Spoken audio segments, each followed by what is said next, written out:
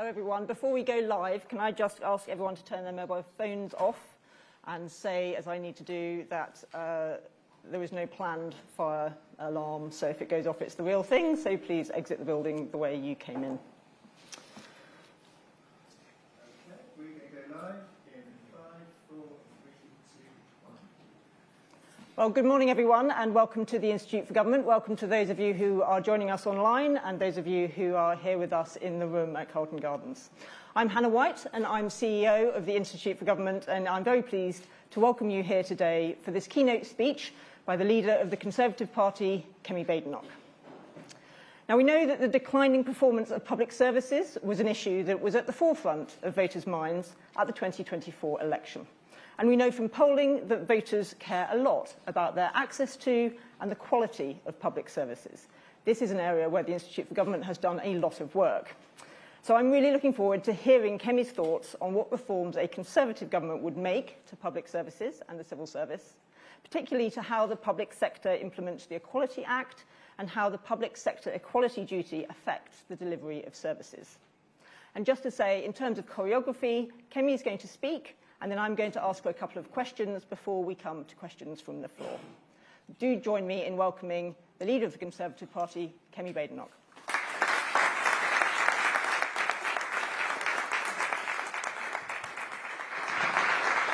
Thank you. Good morning, everyone. First of all, can I start by thanking the Institute for Government for hosting this speech on a very important and very sensitive matter. The body cam footage of Henry Nowak's death is one of the hardest things I have ever watched because I knew what was going to happen. As I was watching it, I found myself willing the police to stop, willing them to think, to at least consider Henry's story and check if he had been stabbed. A lot of people have given all sorts of opinions. Some have blamed social media, others have blamed knives, racism, or the police. Some have tried to score political points, others have tried to avoid seeing what was there for all of us to see.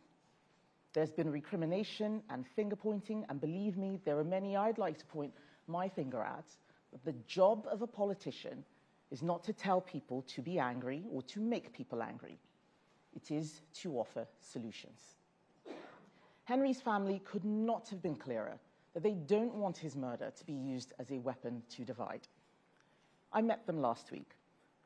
They are brave but broken-hearted. None of us would want to be in their shoes. What they want is for something good to come out of the outpouring of public shock and grief. They want the police to become an institution that we can trust again. And if we want to honor that wish, to honor Henry's memory, we need to ask the right question. I believe that question is, why did the police take an accusation of racism more seriously than the claim that Henry had been stabbed? This question goes beyond policing. Why are public bodies so unable to act with common sense when race or identity is involved? Why are they so distracted, busying themselves with things that have nothing to do with their core function? In March, I gave a speech explaining that the Conservative Party will remove identity politics from all public bodies.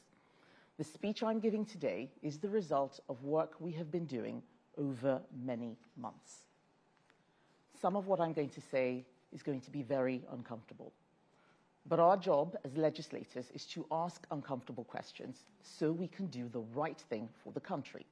And the right thing for the country is to make sure the circumstances around Henry's tragic death never happen again. It is easy to blame the police officers who responded to that 999 call for what happened. The person most to blame was Henry's murderer. But the lack of common sense and the lack of compassion shown by the police was shocking.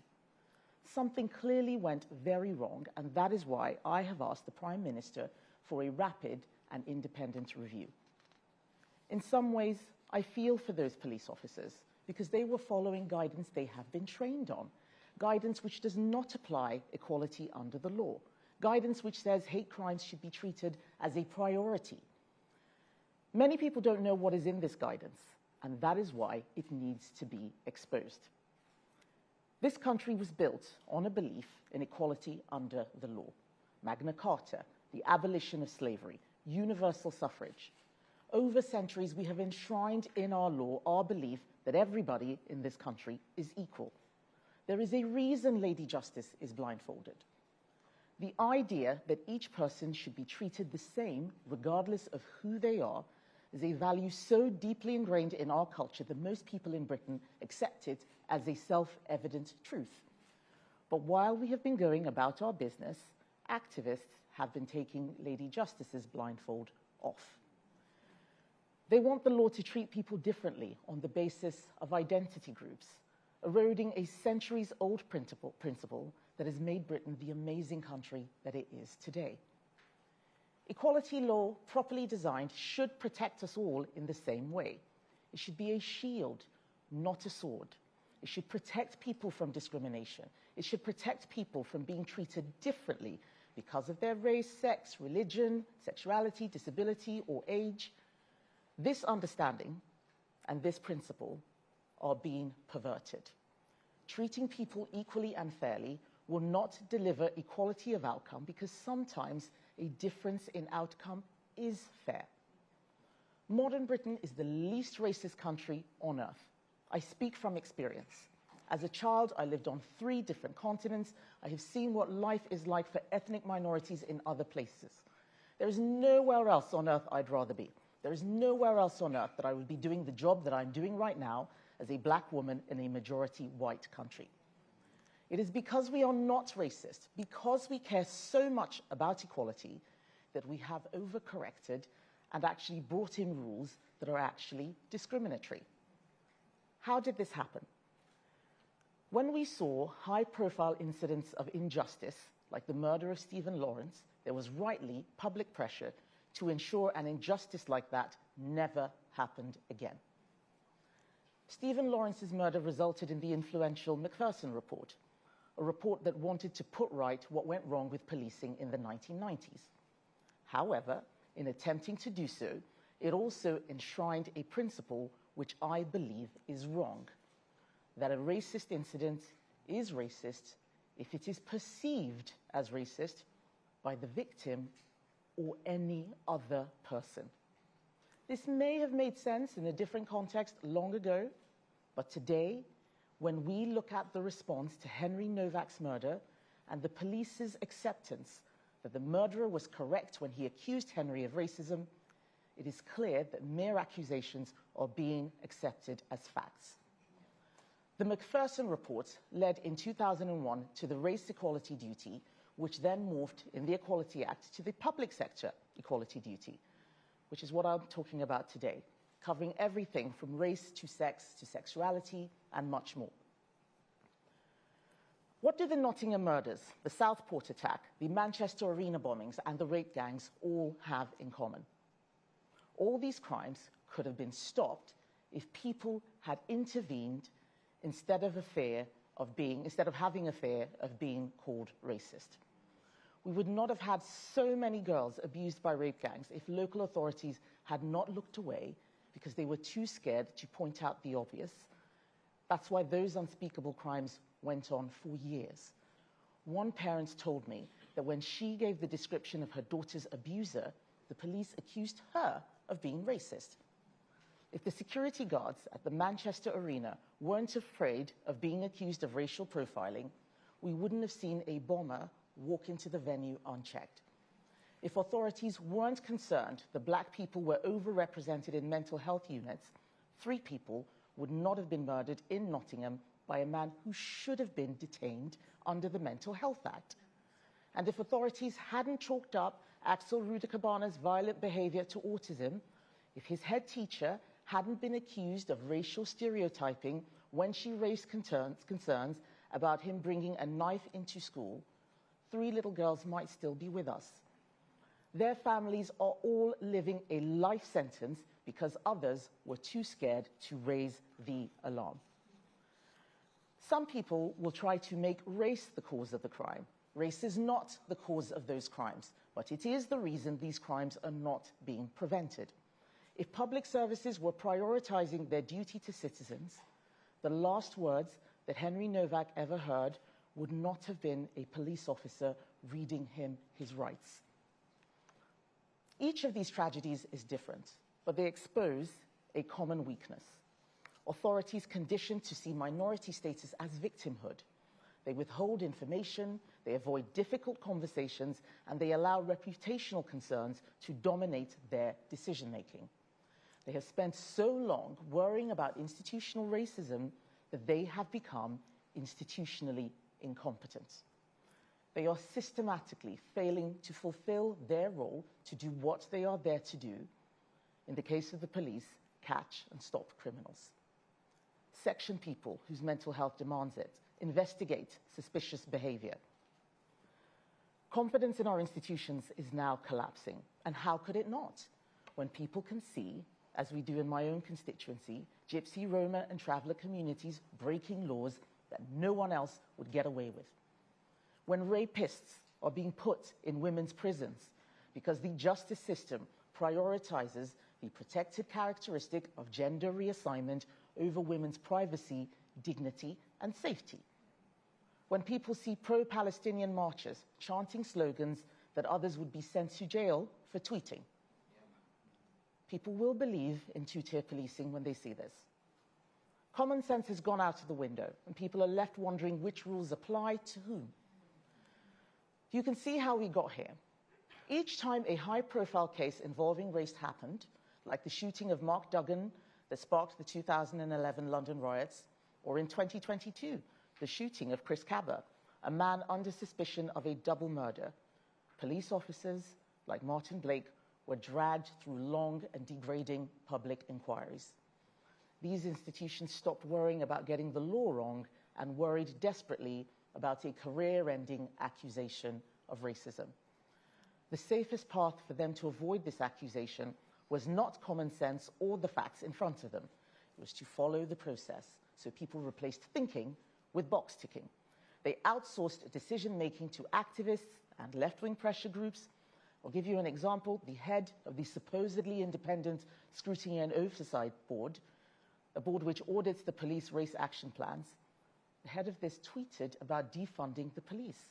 She was asked about her comments on the Today programme yesterday and defended her views. Some of these people don't believe we should have a police service at all. So I want to be clear. The Conservative Party is the party of law and order.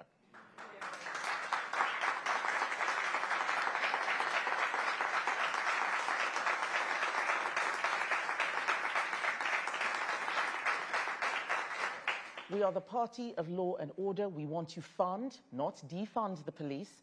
And the reason why we want to triple stop and search and hire 10,000 more police officers is because we believe that this will lead to safer streets. I'm afraid it doesn't matter if more black boys are searched because it will mean more black lives are saved.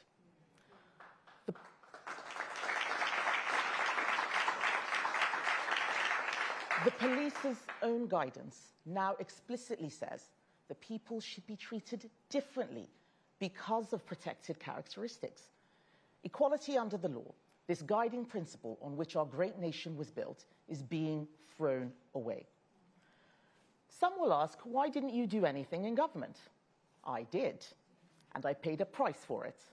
I challenged the idea that every disparity is racism. I stopped terrible guidance and legislation asking us to treat COVID as a racist disease. I backed work showing that white working-class boys were among the most disadvantaged children in Britain, if not the most disadvantaged. That did not fit the institutional racism story, so I was attacked for it. But I didn't back down, because if the facts embarrass your ideology, the problem is your ideology, not the facts.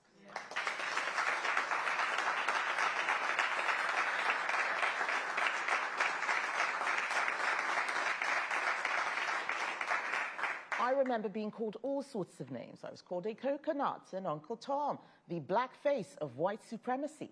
not just by activists and silly academics, but even by Labour MPs, people who should have known better.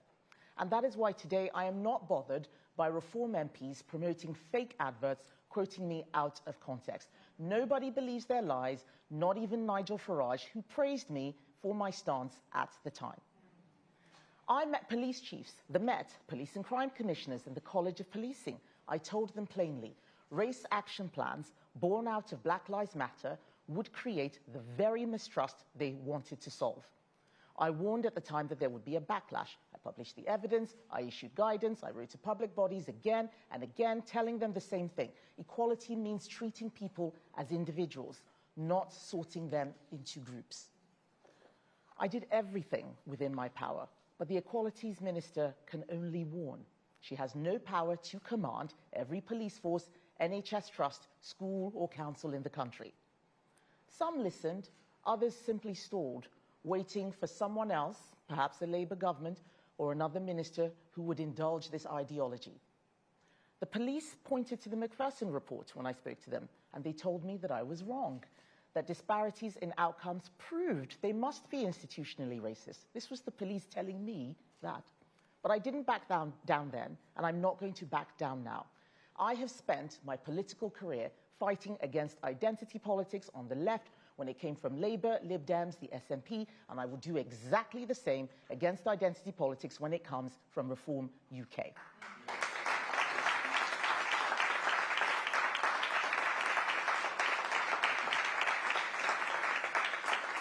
The answer to Black Lives Matter is not a White Lives Matter born of the same racial grievance. We will not defeat identity politics by building a mirror image of it. There is a silent majority across our country who want order, fairness, common sense, and one law for everyone. Everyone matters. These are the people the Conservative Party stands for, and that is the country we can be again. And this isn't about replacing one bureaucracy with another. I hate bureaucracy. The Conservative Party's answer to this problem rests on three principles that distinguish us from every other party. The first is universalism. That means every citizen must be treated as an individual, not as part of a group. The second is that differences in outcome are not proof of discrimination. Just because men and women or the young and old have differences doesn't mean these are problems of ageism or sexism. We need to examine the facts and the evidence before ideology. If you diagnose everything as racism or sexism or ageism, you won't solve the underlying issue. The third principle is that we rebuild trust in failing institutions, not undermine them. We must find the root cause of failure and tackle it, rather than destroying trust for political or other gain. Conservatives believe in our institutions. Institutions are not perfect, but we want to fix a broken system, not smash it to pieces because we are angry. And don't get me wrong, we are angry. I am angry. But rage is not a strategy. Rage is not a solution. In March, I gave a speech about separatism and how we need to remove identity politics from public life. I asked the respected barrister Andrew Dinsmore to advise me on how we do this and how we bring back the principle of meritocracy and equality under the law. This is the solution. There are so many problems to fix. Many of them are currently being caused by the public sector equality duty in the Equality Act. This duty is subjective, with no clear rules, and whatever its intention, in practice, it has become a minefield that exposes almost every significant public decision to legal challenge.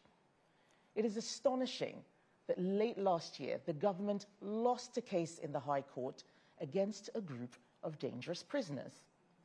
These were prisoners convicted of Islamic terrorism. They were separated from other prisoners to stop them spreading their ideology. But a court found that prison officers had breached their duty because this separation was disproportionately affecting Muslims. This is crazy. These terrorists could now be eligible for compensation. This is madness. This duty is compromising security decisions like isolating dangerous criminals in case the terrorists call us racist. Far from equal outcomes, this duty is leading to ludicrous outcomes. Like Norfolk Police telling a job applicant that because of her gender-critical views, i.e. biological sex is real, that she would not be suitable. The public sector equality duty has turned equality into a zero-sum game, where some groups are preferred over others. And the more public bodies chase equality of outcome, the further they move from equal treatment and equality under the law. That's why I can announce today that a Conservative government will repeal the public sector equality duty in its entirety.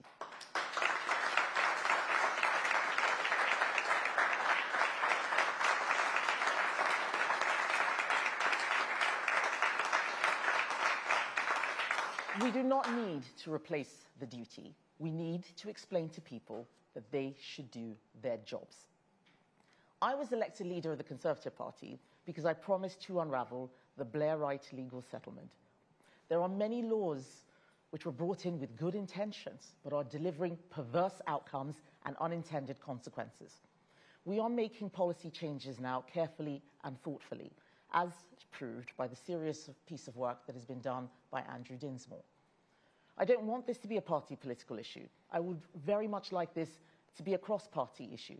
This is not a left or right-wing problem. It is a common sense problem.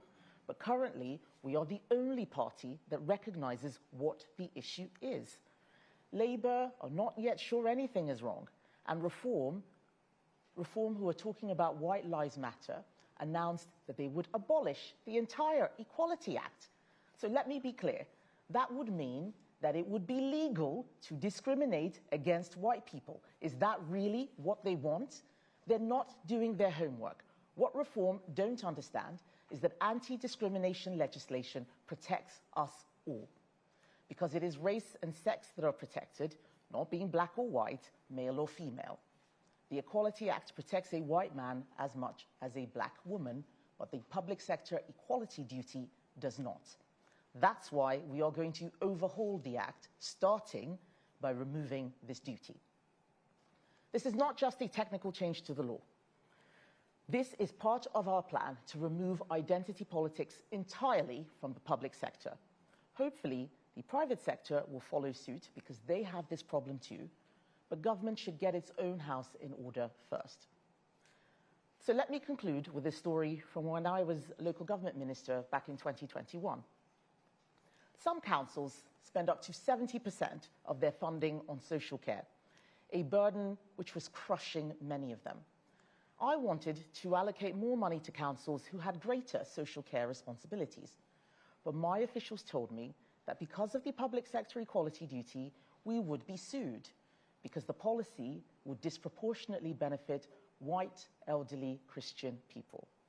I told them that I was happy to be sued, because any ounce of common sense would tell you that the majority of people in Britain needing social care are white, elderly Christian people. This isn't just about our public institutions. It is about our culture and who we are as a country. For years, people have been encouraged to see themselves as part of an identity group rather than one culture and one nation. Britain must reject tribal politics from both left and right. The Conservatives are not choosing one identity group over another. We are saying government must look after everybody. And we must fix this for the sake of our children. Otherwise, we will leave them a more dangerous and more divided world. It is not fair on black or white children to grow up unable to trust the police. If we want Henry Nowak's tragic death to have a positive legacy, it must be a country brought together rather than one pulled apart, and for trust in our police and public services to be rebuilt. That will only happen when we take ideology out of these institutions, restore equal treatment, and give good public servants the confidence to use common sense.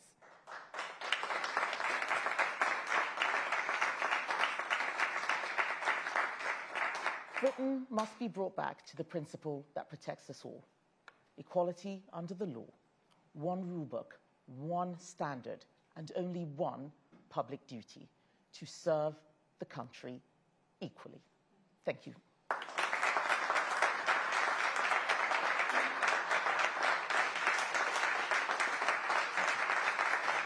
Thank you. And next, thank you. Next, I'm going to take some questions from the media, and then I will take questions. I'll sit down for an in-conversation with Hannah. Yes. I've got some questions for you first, I think. Oh, you want to ask me questions yes, first? Please. Well, if the media will be very patient, because I know that you have lots of things that you want to ask me, but we will start with Hannah's questions, and then I will come back here and do the questions with the media. Great. Thank you. And I want to start by associating the Institute with the remarks you made about the Henry Nowak case and the importance of respecting the wishes of his family at this very difficult time for them. I would ask you about the difference this change will make for people. 1 in 10 people waited more than 12 hours for care in A&E last year. The median wait for elective care is more than double what it was in 2010 when the Conservatives came to power. The average time it takes for the police to charge an offence has tripled from 2 to 6 weeks in the last 10 years. So how will scrapping the public sector equality duty help improve those problems? It will stop public officials from wasting their time on a lot of things that have nothing to do with delivering frontline services. That's how. But I think you would accept, would you not, that the amount of time and money spent on EDI initiatives is in relative terms very small. For example, total police spending in 25-26 was just under £21 billion, and so you would be only freeing up less than 0.5% of that budget by stopping spending the money. So it's quite important that we don't allow this to be just paperwork. The second, third, fourth order consequences of the way the people are carrying out their jobs is wasting a lot of time and money. We've estimated that it's about £420 million. But that's just on the public activity. How much have the Nottingham murders cost us? How much have the Southport murders cost us? Because they don't count the consequences as, in that way. If you look at the actions and the loss of trust, this is costing us billions. We need to get people focused on delivering their core functions. I've just given you an example of how even the social care funding formula was something that was questioned. I was the Equalities Minister at the time. Most people would just have backed down and said, well, that's what we're supposed to do. Even the officials don't know how to carry out their duty. It's not just that we're hiring lots of people to do this and carry out equality impacts assessments. They are spending a lot of time not focused on the job. HS2 has cost more money because of these, the public sector equality duty. It's not just policing, and the private sector looks at the public sector and copies. We will save a lot, but there is no price that I'm going to put on rebuilding trust.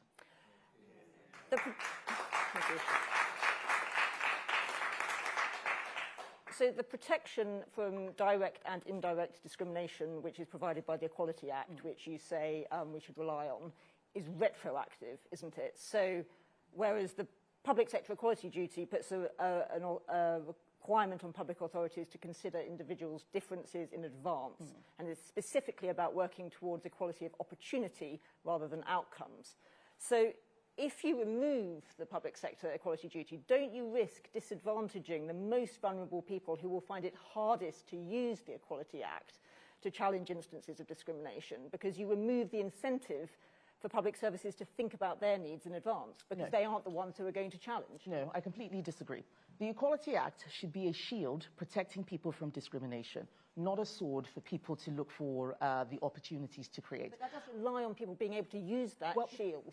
Yes, but the shield is there. The public sector equality duty is not the shield. It's doing something completely different. The Equality Act has Section 18, I can't remember which one specifically. Section 18, for example, protects pregnancy and goes into a lot of detail about that. I heard Liz Kendall this morning saying that if we got rid of the public sector equality duty, then pregnant women wouldn't be protected. This is nonsense. That's not how it works. And the fact that I, as Equalities Minister, was constantly having to explain to people what the duty meant and how they should go about it, was a waste of my time. It was not just a waste of my time. It shows that everybody is getting it wrong. I have trust in people. I don't believe the public service is full of lots of racists and people who don't care about disability, and unless they're giving this box to tick, they're not going to do that. I don't believe that. And we should stop enshrining that belief. It is making, and I say this listening to other ethnic minorities, especially young people, it makes them feel that every white person is racist and it's only the law that is protecting them. That is not what our country is. We need to change the culture. We need to sweep all of this stuff away. It is not getting better. The law of diminishing returns is applying to these regulations. We need to get back to the core function of public services, frontline delivery. Thank you very much. Thank you. You can see I'm very exercised about this. I am the country's longest serving equalities minister. So there is a lot that I've seen and a lot that needs to change. But now I'm happy to take questions from the media. Cardin from ITV. Thank you very much. I suppose people who support some of these measures would argue that in order to treat people equally, you have to be able to take account of their differences. And that means not treating them in exactly the same way, because you have to take account of disabilities, levels of understanding, and perhaps in some cases the degree to which they have trust in the public authorities that are dealing with them. Aren't you removing the requirement to take account of people's differences? No, not at all. In fact, we're making it easier and better, because what we're bringing back is common sense. The public sector equality duty has put rapists in women's prisons. That is not common sense. You don't need a duty to tell you to take account of differences. Quite often, differences are obvious. We don't need the protected characteristic of age and the public sector equality duty to tell us not to treat children in the same way that we treat adults. What is happening is that people have stopped thinking and are just trying to follow the process so they don't get into trouble. I want people to bring their judgment back. If you don't have good judgment, you shouldn't be in the job. If you need a box to tell you not to put a rapist in a woman's prison, or actually the box is telling you to do that, then something has gone horribly wrong. So what I am bringing back is common sense. Next question, Ali Fortescue from Sky News. Hiya. Ali Fortescue from Sky News. Can I just be really clear on the point of principle here? Do you accept the principle that some people do need to be treated differently, some people from different groups need to be treated differently for there to be fairness? Can I just get a yes or no on that? And can I also ask, you're someone who previously talked about becoming working class after working at McDonald's. You just then said that we need to treat people as individuals, not part of a group. How far do you take that? Does that include language and labels around class? Right, okay. So the first question is, do I believe that people need to be treated differently in certain circumstances? Yes, but the principle remains the same, that equality under the law. One of the things that I try to explain is that we are not creating a hierarchy of groups. A black man and a white woman are equally cared for by the Equality Act. It's the public sector duty that asks people to start making various adjustments. Common sense can fix this. Of course, there are incidents of racism, but you don't need to ask the police to accept as a fact anyone saying this is racist, irrespective of what is in front of them, irrespective of the circumstances, because you wouldn't do that if it was if the individuals were different. That's what I'm saying. Let's bring equal treatment back. Of course, if someone has cancer, we're not going to treat them in a hospital like someone who doesn't have cancer. But you don't need the Equality Act to tell you these things. This is what I'm saying, that we have retreated into such a place that we don't even have the confidence to apply things that are obvious. And on the point of labels, as it stands, the Act does not have class as a protected characteristic. But I actually published a report, as I said in the speech, that talked about how white working class boys were disadvantaged. You don't need laws to tell you to think about these things. You should just know. We should just know. Alex Forsyth from the BBC. Thank you very much. You've just said you don't need to think about this stuff, you should just know. What would you say to the people that are listening to you today and think, if you don't put this duty on public bodies to actively think about it, what you might be doing is damaging the cause of people who have faced discrimination for decades. And can I ask, when you were in government, did you suggest this should be scrapped? So I would say to those people that the Equality Act protects your rights, but we need to make sure that we do not create a society where people retreat into groups. We are seeing separatism in our country occur because different people are being treated differently. And when you have that, there will be a backlash. I made this comment to people who were promoting the Black Lives Matter movement, that if you keep saying this, you're going to get other people who say, well, I want to talk about white lives. And now we have both. That hasn't brought anybody together. So I'm not saying that there is a perfect solution. I am saying that this is the best way for us to remove discrimination from the law while still protecting equality under the law. And that is something that I will continue to fight for. No, I did not ask to remove the PSED. I kept trying to explain to people how to make sure they complied with the law in the Equality Act. And after writing thousands of letters, I've decided that people just need to have this public sector equality duty removed, because when I tried to get them to think more carefully and sensibly about it, they ignored it. So now we're just going to get rid of it, and that should fix the problem. Catherine Forster, GB News. Thank you. So much focus rightly on the appalling death of Henry Nowak, but the Nottingham inquiry concluded yesterday with the message that they had been failed at all levels. But we do know that one of the psychiatrists had resisted sectioning Caine because she was worried about the overrepresentation of black men with schizophrenia in institutions. What's your message to people who feel queasy about what you are suggesting, given some of those facts? And also, if I may, what is your response to the horrific attempted murder yesterday in Belfast, the police saying that a Somalian man in his 30s now under arrest for attempted murder? Thank you. Thank you. So on the Nottingham murders, what I would say is that this is exactly the sort of situation that we're trying to prevent. If you have mental health issues and you need to be sectioned and you need to be detained, you should be sectioned, you should be detained. No one should be counting how many other black people have been sectioned or detained and say, well, this is too much, so we'll let you go. That is a complete absence of common sense. And we need to bring the common sense back. This is what I am pushing for. We know that there will be some cases where people are discriminated against. There are powers in the Equality Act to deal with that, whether you're white or black. Let's use those, but not this duty that basically tells people to ignore things that need to be dealt with. On Belfast, I've seen some grainy images. Again, I'm absolutely horrified. It is a horrific incident. I haven't heard anything about who the attacker might have been, but I think a lot of people will start wondering yet again, is this someone who should not have been in our country? Have there been failings around our borders? I would urge the police to bring the facts out as quickly as possible so that we can get some clarity. But it is yet another reminder that we do need stronger borders. This is why it is Conservative policy to leave the Convention on Human Rights. That's why we have a borders bill.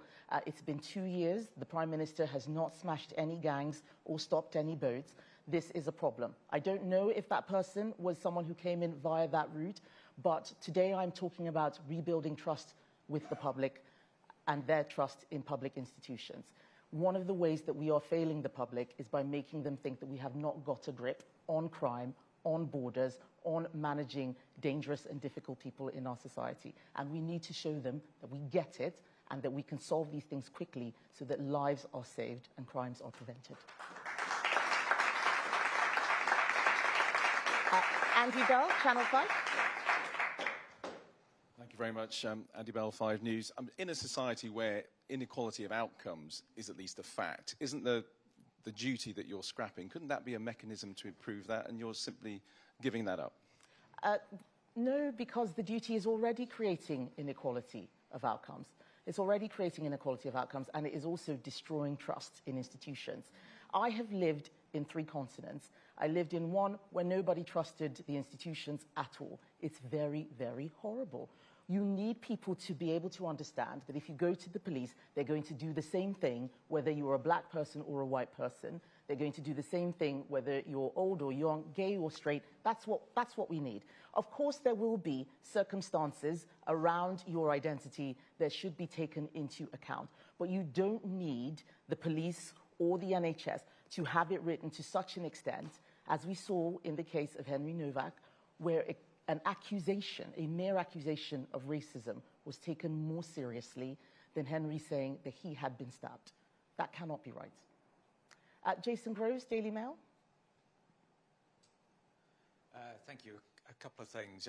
Is this on the Equality Act, or are there other aspects of it that you've got in your sights? And with the situation at the moment, do you think the police can be trusted to deal properly with racially charged incidents? So the answer to that question is yes. I do think that most frontline police officers are good people. I think a lot of the issues have actually been with the senior police chiefs. They were the ones who I spoke to, and they were the ones who told me, Kemi, you don't understand, we really are institutionally racist, and then could not explain exactly how they were. I feel for a lot of frontline police officers, even the ones in the Nowak case who made some very serious mistakes, which need to be investigated and looked at. We need accountability. But when I look at police officers like Martin Blake, who was doing his job and then ended up being dragged through long public inquiries and exonerated. When I see police officers who say that they're not going to carry arms, the armed police officers, because they're worried about their lives and careers being ruined for doing what they know that they need to do, I worry. We need to look after the police as well. I'm very concerned about police welfare. So this is not an anti-police speech. It's actually pro-police, because I want to free them to be able to do their jobs without worrying about box ticking or compliance on issues that are not core to the function of saving lives and catching criminals. There will be more coming. I announced a Culture and Integration Commission. This is one of the pieces of work that has come out of it. I've been looking at this for years, and there is a lot that needs to be done. I think that we are at risk of separating.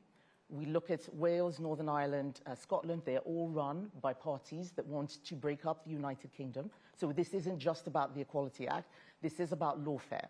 And when I was elected leader of the Conservative Party, I said that we are going to unpick all of the lawfare that has grown and is stopping us from looking after patients, to catching criminals, to even getting houses built. We need to fix a whole bunch of things, but we also need to make sure that we promote British culture and one shared British identity.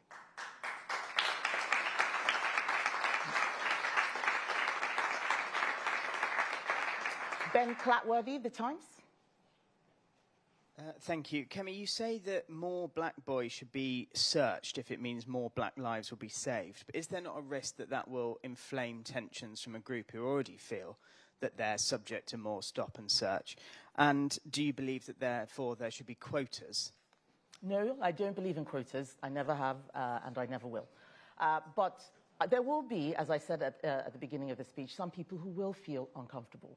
But the truth is that when black boys are searched more knives are found. The incidence of knife carrying is higher. So we can't leave people to carry knives because we think that we've searched enough people for today, because that means someone else's life gets lost. And the people who tell me more than anyone that they want stop and search are the mothers of young black boys who have been killed by their peers. They are killing each other. They're not going to look for people from other communities to kill. The carrying of knife crime harms the knife carrier's community before it harms all others. I want to save those lives. I want to save the people who are most at risk, whatever their background. And if that means doing some tough stuff, then I'm going to do some tough stuff. I'm not going to run away from an outcry and allow other people's children to be killed just so I can have a quiet life. That is not fair.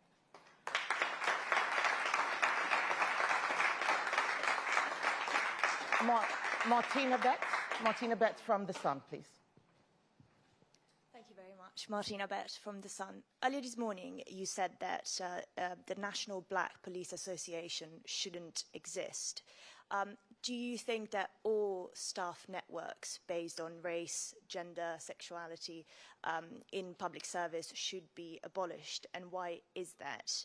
And just quickly, you spoke a lot about restoring common sense. Sir Sadiq Khan blocked a deal with Palantir and the Met Police because he said that the company did not share the city's values. Is that an example of how ideology is basically being prioritized over getting results? Thank you. On the Palantir question, yes, absolutely. All we should care about is how many lives are we saving in the NHS, not whether Palantir agrees with Sadiq Khan. Sadiq Khan has a lot of values that I don't share, and many other Londoners don't share. I think he should be focused on doing his job.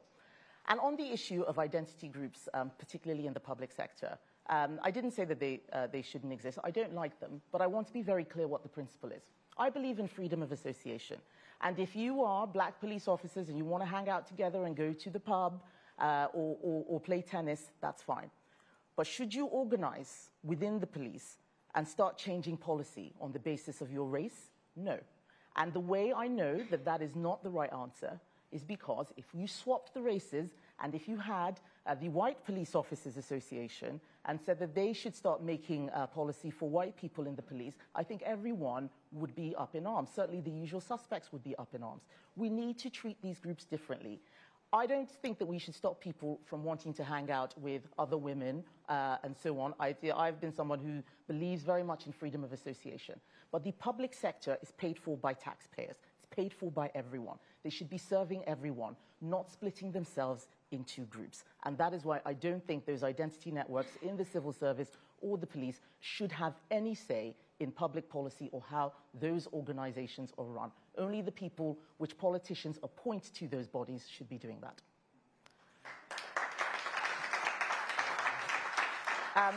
So I've still got a few more people. I've got David Williamson, Nick Guttridge, Noah Hoffman, Amelia Casaliccio, and Ben Quinn. So David Williamson, please. Thanks so very much. Incredibly, we're almost 10 years away from the moment when Theresa May made her speech about burning injustices. And she said then, if you're black, you're treated more harshly by the criminal justice system than if you're white. Do you think those injustices have been tackled, or rather, we've seen such a decline in the criminal justice system that simply people from all backgrounds are now suffering injustices? And just on another note, the acting legend that's Idris Elba has said of James Bond, let's not try and make it woke, and suggested that some markets might not prefer a non-traditional Bond. Would you like to see someone from a different background playing 007? So I agree with Idris Elba that we should not make James Bond woke, because that will ruin the entire franchise. But it is for the writers and the people who own the rights to make that decision, and then the public will deliver their verdict in terms of ticket sales. That's the way, I believe in capitalism. That's the way that it should work. On your question about Theresa May, I wish she had spoken to me about this at the time, because I think I might have framed some of what she said differently. I do believe that everyone suffers injustice. It doesn't matter the color of your skin. I do think that if you are an ethnic minority or any kind of minority, it is the fact of being in a minority that means that you are probably more likely to experience something that the majority group does not, whatever minority you are. That is a fact.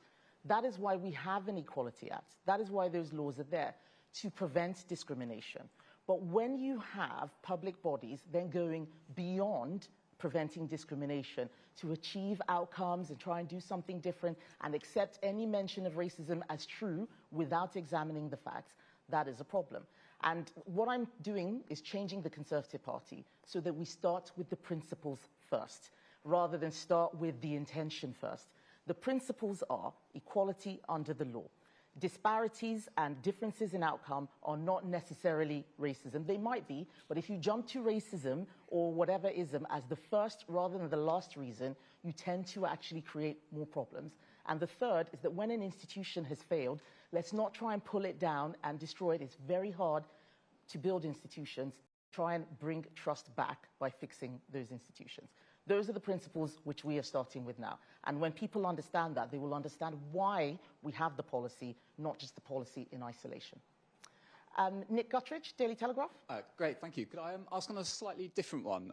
We've reported on a government report this morning which shows that between 2015 and 2021, almost £30 billion of taxpayers' money went to Britain's enemies. This was COVID support and foreign aid predominantly, and those enemies were people like Islamic State, Russia, companies linked to the Chinese military. As taxes and state spending continue to go up and up, does it show there's a bit of a danger that ministers and officials are too naive about how taxpayers' money is being spent and where it is ending up? And should we be more wary in future of these sort of large grants programs? I think we should always be wary of large grants programs and large spending. We are spending far too much as a country, and we're not making as much money as we used to. We're becoming less wealthy. So we do need to tackle that. But this is actually related. It's not a different issue. It is related to what I'm talking about. I was in the Treasury as a junior minister when we were implementing the policy. I didn't own that policy area, but I had to answer a lot of questions in Parliament. I was asking about fraud in the department. The questions in Parliament were not about fraud. They were asking why, how many women were getting these bounce-back loans, how many ethnic minorities were getting the bounce-back loans, why have black people been left out. The focus of our politicians as well has been in the wrong area. And perhaps if more people had been asking questions around probity and fraud and checks and balances, we wouldn't have had the appalling situation which you've just described. This issue, going back to Hannah's question, this issue is not just about how much money we spend on paperwork. With the amount of time that we are spending thinking about these things means that other real big issues are being neglected. And I want us to get back to core functions. Thank you. Noah Hoffman, Spectator. Thank you. I know you don't like to encroach too much on the private sector, but on principle, what is your view on schemes, job schemes where only certain groups can apply, whether that's based on race or class, etc.? And very quickly, just off the back of the Theresa May comment, can you guarantee to the room and people watching that the entire Tory party, every MP, currently in the party is with you on this policy and on this position on identity politics? Right. So, so I've forgotten the first half of your question. Just like grad schemes where you have to be so-and-so to apply. They are illegal. They are illegal. You're not allowed to discriminate. Positive discrimination is illegal. But positive action, where perhaps you might just want to encourage more people from various backgrounds to apply, is not. But that doesn't mean that you should hire someone because of their skin color. That is illegal. And this is one of the things which I was trying to explain, that many people don't understand the difference between positive action and positive discrimination. It is another area that we are looking at. But actually hiring people on the basis of skin color, even if you mean well, is illegal in the private sector. There are loads of companies that have been taken to tribunals, often by white people who have been discriminated against, rightly, and they've had to pay a lot of money to compensate. And this is why I say we're not getting rid of the Equality Act like Reform wants to. I don't even know what their policy is. They change it every 5 minutes. But they've now said they're abolishing the Equality Act. If they abolish the Equality Act, then it will become legal to discriminate against people, white or black. That's why we're not doing it. On the second question about whether the party agrees with me, the party knows where I stand on this issue. Today is not the first day that I've been talking about this, and I have said which direction we're going. It's this or nothing. I've said that we're signing a contract about the agenda we're taking into government, because I want everybody to understand what it is we're going to deliver. If there is a Conservative MP who does not believe in equality under the law or wants different treatment for different groups on the basis of skin color or protected characteristics, then they probably are not a Conservative MP. So they're probably something else. I believe that everyone in my party is with me, and if they're not with me now, then they will not be with me at the next election.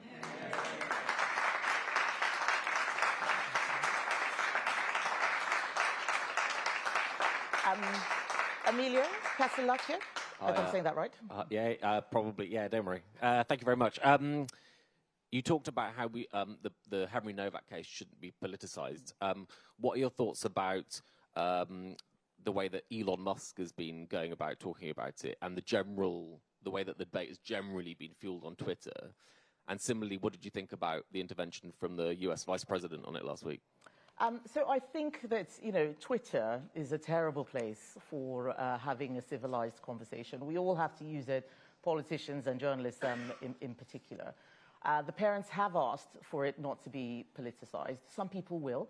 I've seen people even criticize the parents, saying it's not about you, it's about the rest of us. That's completely wrong.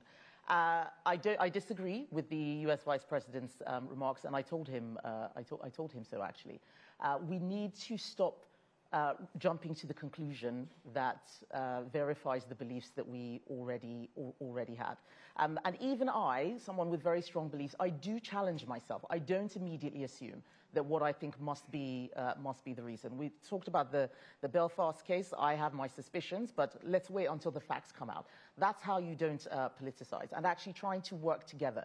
I'm not blaming any particular party for this. I think that we just need to change the culture across the board, and we should be able to work cross-party on this issue. Common sense is not a left or a right-wing thing.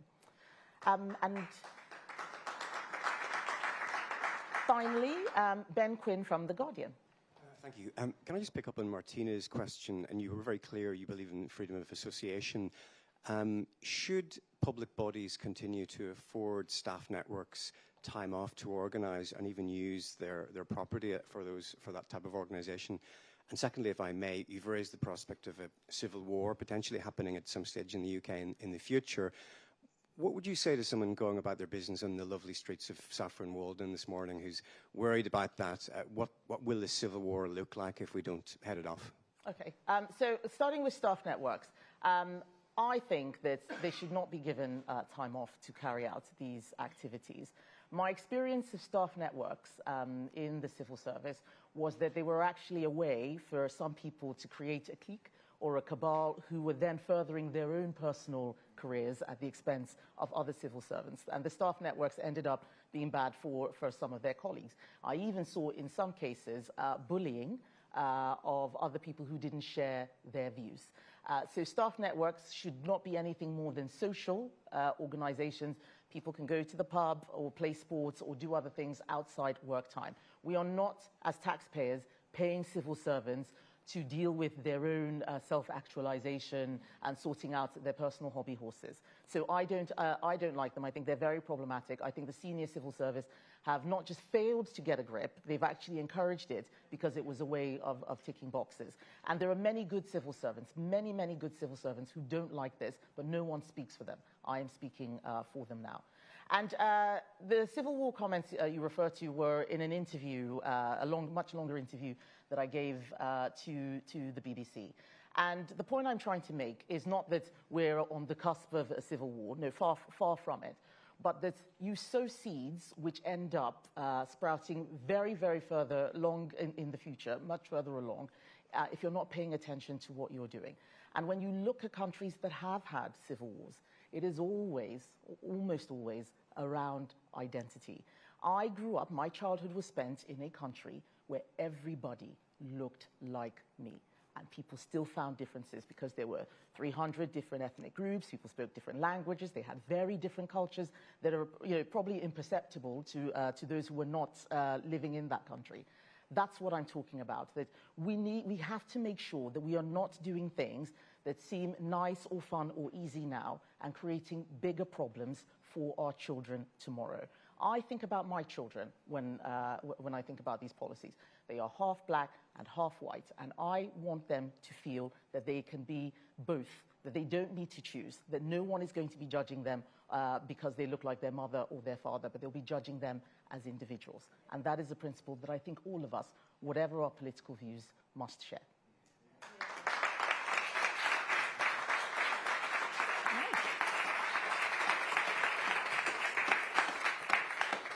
Can I just say thank you to everyone for joining us, and the recording of this event will be on our website shortly, so you can watch it back.